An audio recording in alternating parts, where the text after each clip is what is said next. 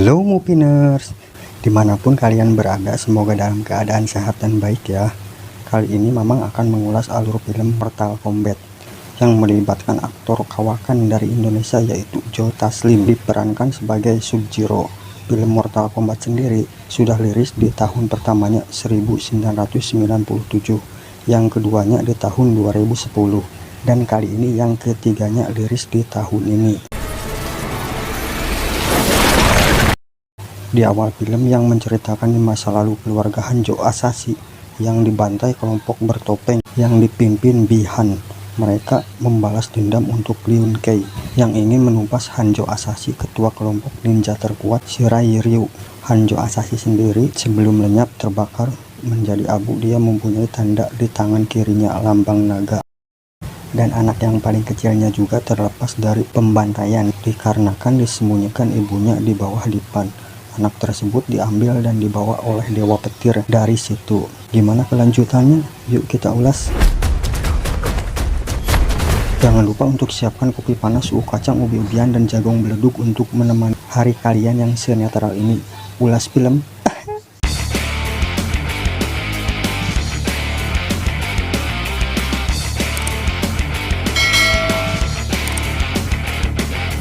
Diperlihatkan seorang pria yang akan bertarung di arena demi uang $200 yang ditemani seorang wanita.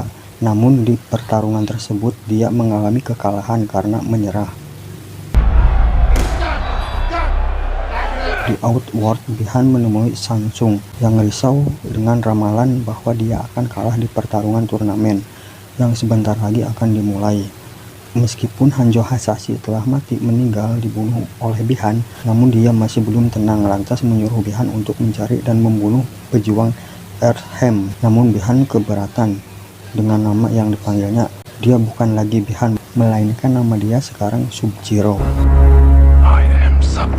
Di sisi lain, pria yang tadi bertarung namanya Kulyong menemui putrinya yang sedang membuat gelang dari tali dan memberikan gelang tersebut ke ayahnya. Kemudian didatangi seorang pria yang menyapa dan berkenalan, namanya Jack.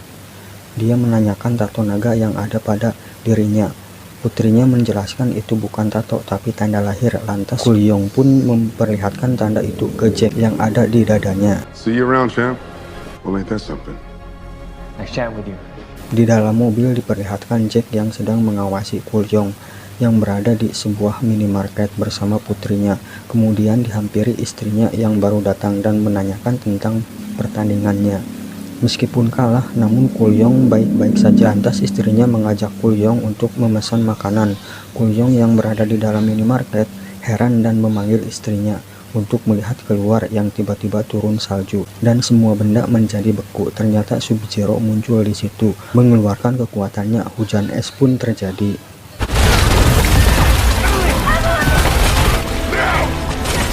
Jack yang datang memanggil Kulyong dan keluarganya supaya masuk ke dalam mobil dan membawa mereka pergi dari situ. Di dalam mobil, Kulyong yang bertanya kepada Jack sosok apakah yang menyerang mereka. Lantas Jack memperlihatkan tanda miliknya yang sama dengan Kulyong dan menjelaskan tanda itu bukan tanda lahir melainkan tanda terpilih. Jadi pejuang mau tidak mau kemanapun kau pergi akan terus diburu. Siapapun yang menghalanginya akan dibunuh demi mendapatkannya.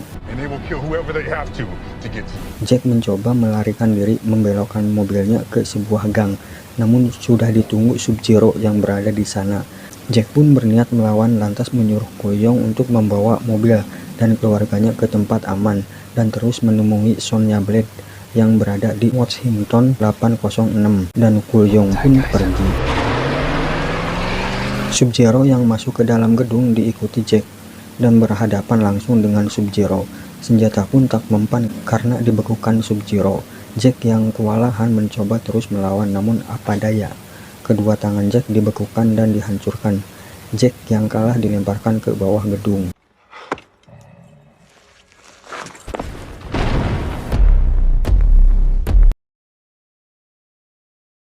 Setibanya Kulyong di rumah pamit sama istrinya. Dia mau pergi menemui Sonya Blade sesuai apa yang dikatakan Jack, karena dia gak mau sampai keluarganya ikut terbunuh gara-gara dia. Di sisi lain, Milena yang menemui Shang dan mengabarkan Sub-Zero yang sedang melakukan tugasnya. Lantas Master pun menyuruh Milena untuk menyelesaikan semuanya dan mengutus reptil. Let's finish this.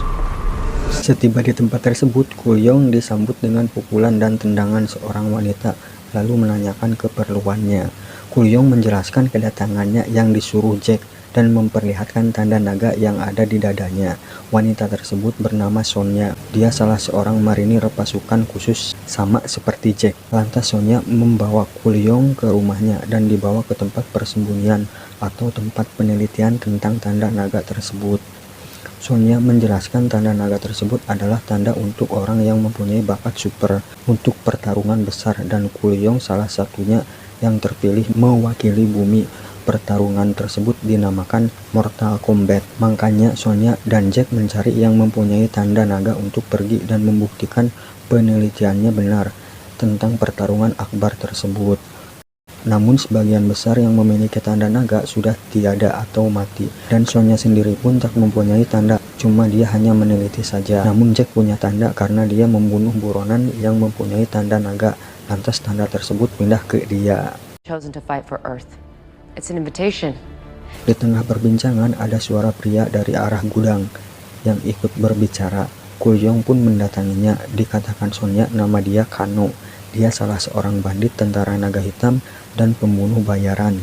Ceritanya waktu itu pas dia mau menangkapnya, kedapatan dia sudah membunuh orang yang mempunyai tanda. Lantas tanda itu pun berpindah ke dia.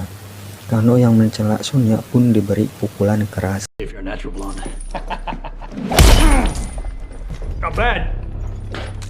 Almost felt that one. Tiba-tiba suara aneh pun muncul membuat mereka kepanikan. Kano yang dirantai minta dilepaskan Kul-yong. Namun Kul-yong yang sedang mencari arah suara tersebut diserang makhluk yang tak kasat mata. Kano dan Kul-yong pun diserang makhluk tersebut sampai melukai wajah Kano. Sonya yang membantu menembaki makhluk tersebut, namun tembakannya tak mempan. Lantas Sonya melemparkan pisau ke arah makhluk itu, dan sialnya salah satu pisau mengenai kaki Kano, dan makhluk itu pun pergi bersembunyi.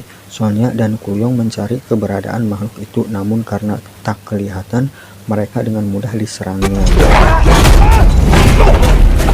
Lalu Kano yang menyadari darah makhluk tersebut lantas menyerang dan menyalakan suar yang terus ditancapkan ke makhluk tersebut, dan makhluk itu pun memunculkan dirinya. Ternyata itu reptil yang disuruh Milena untuk membunuh yang mempunyai tanda naga. Reptil itu pun ditikam Sonya memakai pisau yang dilemparkan Kul-yong tepat ke arah dadanya, dan Sonya pun kena pukulan reptil. Lantas Kano meneruskan tikamannya dan mengambil jantung reptil tersebut. Kano wins. Selesai pertarungan menghadapi reptil, Kano menggambar sosok dia yang membunuh reptil. Sonya dan Kul-yong pun datang, dan lantas Kano berniat mau pergi ke kuil Raiden, namun dia menolak membawa Sonya dikarenakan dia sudah memperlakukannya seperti tahanan. Sonya yang ingin pergi ke kuil Raiden menawarkan uang $2 juta supaya dia bisa ikut, tapi Kano menaikkan harganya $3 juta dengan jaminan akan membawa mereka memakai pesawat milik temannya, dan keputusan tersebut disetujui Sonya. Sounds like we got a deal. Fuck no. I live in this shithole. You think I got $3 million? Keesokan harinya mereka berangkat dengan menaiki pesawat. Kul-yong yang tertidur, dia bermimpi didatangi Hanjo Asashi, dan Kul-yong pun terbangun karena sudah sampai di titik mana mereka akan terjun dari pesawat memakai parasut. Perlihatkan mereka yang sedang berjalan menuju kuil Raiden. Kano bilang masih jauh, sekitar 28 km. Di tempat terbuka dan gersang, Kano pun kelelahan dan berniat beristirahat. Lantas Kul-yong meminta GPS yang dibawa Kano, tapi dia menolak karena dia yang tahu jalannya. Kemudian Sonya pun merebut GPS-nya dan memberikan kepada Kul-yong. Kano yang kesal mengajak duel Sonya, namun Sonya lebih agresif. Kano yang dibanting dan ditodongkan pisau di lehernya meminta Sonya untuk membunuh dia, namun Sonya tak mau membunuhnya, lantas pergi dari situ. Good.